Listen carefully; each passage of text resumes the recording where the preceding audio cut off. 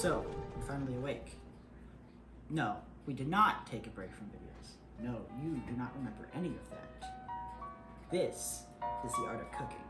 And today, we'll be making something special. You can see these three ingredients. We have apple cider vinegar, sriracha sauce, and corn. We also have Chef Boyardee ravioli. Today is going to be a very special episode. Favorite.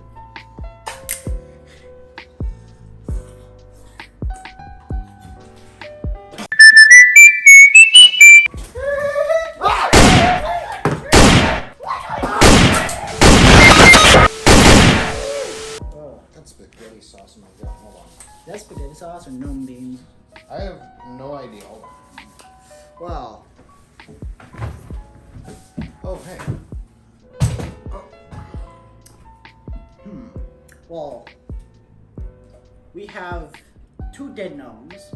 You have 2 dogs on a diet, and based on that diet that they have been on, we now have 1 fresh gnome remaining. What are we gonna do with it? We have multiple hungry people and 1 spare gnome. Forget the ravioli. Let's get to work.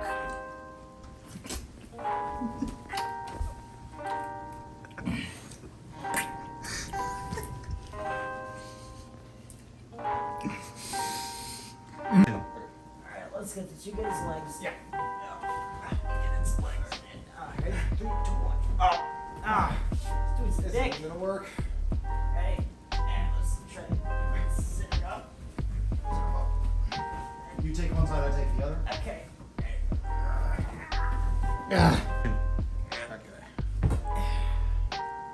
Oh, Alright, You're the now butcher, this is so- just a crash course in gnome anatomy. So the reason the beard is their weak point is because when they reproduce, it's just you take a beard, you throw it, and then the gnome just grows from the beard. It's really strange. They're kind of like mushrooms or something. They just throw them, and then it grows from the beard. Okay, that's why it's so vulnerable, because it's so vital to them. So gnome meat is, well, not entirely sure how to describe it. It's got a weird sweetness, but also kind of bitterness to it. Depending on how you kill the gnome, it'll be, well, either tougher or not, because it has a similar thing to adrenaline. So what we're mainly going to do is, well, we don't need to be age restricted, so we'll do 2 different kinds of cuts. But we're gonna start here. Alright, so another tidbit about gnome biology is their blood is beans, as you can see here from the cut. So it's weird. Their veins must be like the size of your finger or something. It's really freaky to think about. But we actually got something special prepared for said beans. well, during the incisions where we're gonna cut, the beans are gonna be spilling out everywhere. So we use this thing. It's a cup. It's just gonna be spilling into there, and we'll get all the beans. And we'll cook them later. All right. So the first area where I think my English is going out. You're gonna want to get the first fillet from the belly area. So we're just can I get a knife? Oh yeah. Right there. A little extra beans off from that. Throw it on a plate. So now, unfortunately, we're gonna have to cut again. But first, the meat itself is a bit gamey, a bit bitter, so we're gonna use a bit of smokehouse maple seasoning. It makes meat a lot better, and it's definitely gonna make this a lot better because of how bitter it can be. You want to explain this? Yeah, so the sweetness, this is like he said, a sweeter, smoky flavor, so the sweetness will offset the bitterness that the meat naturally has, make it much more palatable, and obviously it's a smoky flavor, it's amazing. Oh, yeah. So, we're just gonna get all this meat done. I just want to show you little steps and inform you more about the gnome. So we are going to do the rest of this off camera, and then we're going to get to the actual prep stages. So we're gonna make a glaze for each one of these steaks to just give it a bit of extra flavor, a bit of a nice smoky taste, and a bit of a sweet taste, maybe a little bit of salty. So first off, we're gonna wanna melt a little bit of butter in the microwave because if I had a grill going, that would be a lot nicer. It'd have a lot better taste, but you know, I don't have my grill on. So we're just gonna throw this in here. Not for very long though, because we don't want it to completely melt, because we want it to have some form. It's just gonna be a little creamy. All right, so now that we got this done, we're just gonna wanna whisk it up a little bit. So, and just so it gets a nice little cream effect to it. And then, once we get that, I'm gonna let him do the spices, but first we gotta do the buffalo sauce. I'm just gonna take these and over here onto this. This one is gonna have to be cut, but we're gonna move these over so we can. Now we're gonna be able to cut these all up into more manageable pieces, and then we are going to spice the glaze and then glaze the meat, and then I'll show you how we're going to actually prepare it. Yep. Let me get over here.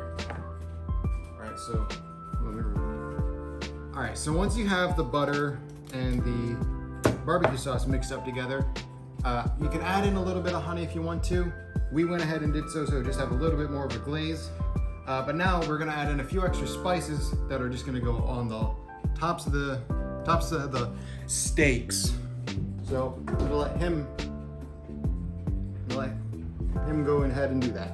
All right, so here we've got this smokehouse maple. It's kind of it's a smoky but kind of sweet seasoning. This is mainly made for grilling, but we're going to make a good use of it here. And we are going to add in a half a teaspoon of this stuff into here. And then you just stir that in. We also have chili powder, paprika, black pepper, and salt. So we're going to add a little bit of each of these, a quarter of a teaspoon of chili powder, because it's bound to be a little bit sweeter and you want that spice, that little bit of smokiness in this. We're going to pair the beans with this in the end, so I want to have them be,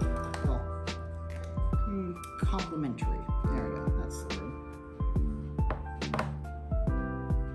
Alright, so we took these spices. I took a half a teaspoon of this smokehouse maple. I took half a tablespoon. Tablespoon? Do you mean teaspoon?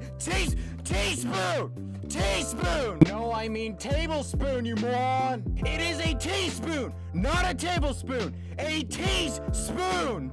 Of salt, half a tablespoon of chili powder, 3/4 of a tablespoon of black pepper, and 3/4 of a tablespoon of paprika. And when all blended together, it has this very nice smooth consistency. It has the right amount of heat that just stays with you for a little bit. So now we need to apply this to the steaks. All right.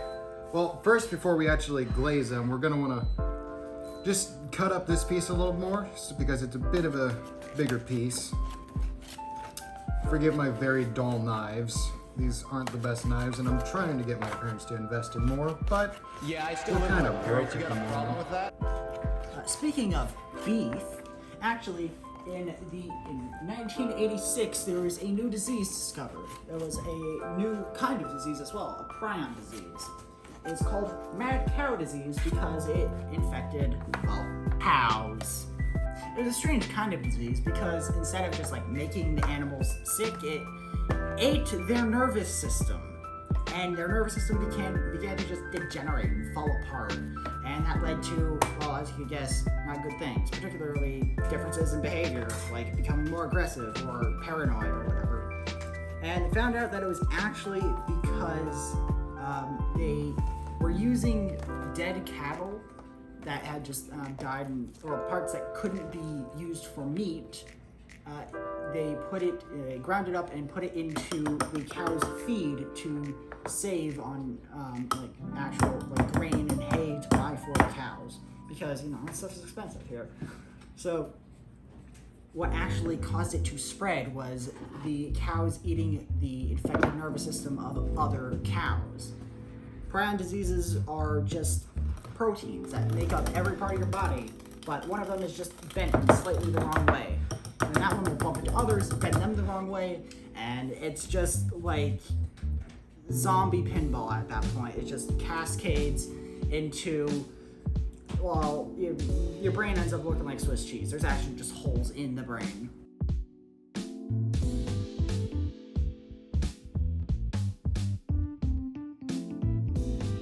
It also infects people.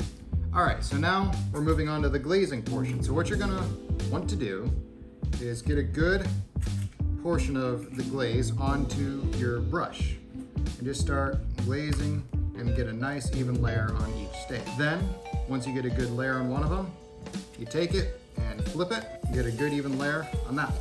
Then, once you get glaze on each one of these, we're gonna take it over to a frying pan and then start to cook them. Get on the ground! What the heck, bro?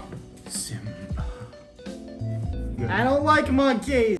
See, and I know, you're thinking, wow, they're such experts. They got fancy brushes. Well, if you don't have one of these fancy brushes, you can just use your hands.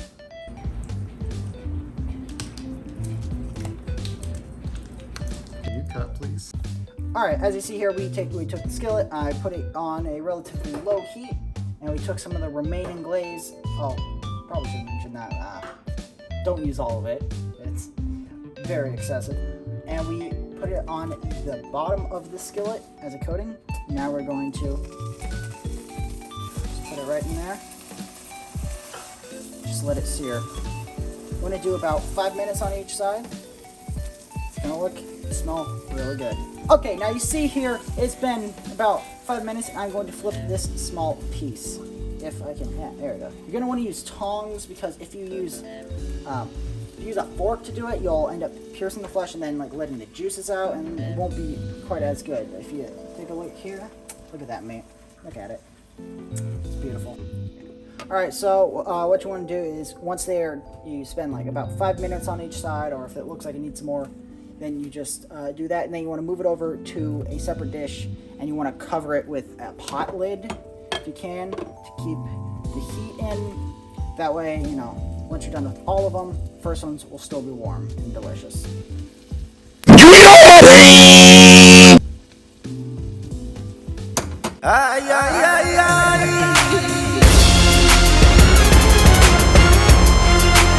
So here we took the nice seared steak.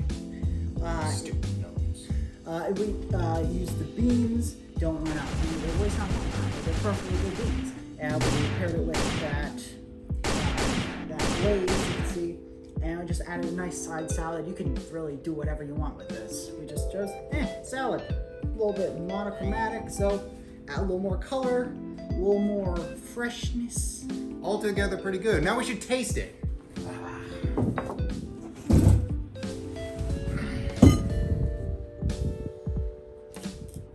Yeah.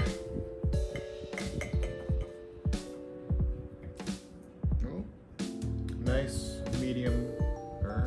Yeah, that's a good medium.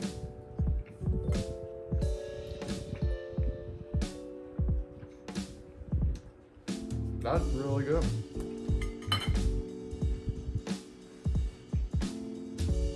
It has a very nice flavor, very good taste to it, very good texture, very easy to chew, very, very tender. Has a good presentation on it, I will say that. Has a nice glaze, cooked very well. Nothing else I can say about it. I'd say a 10 out of 10. Beans. I love pictures of beans where beans aren't supposed to be, but I have my exceptions. I do love a good thing of when beans are where beans are meant to be. My stomach.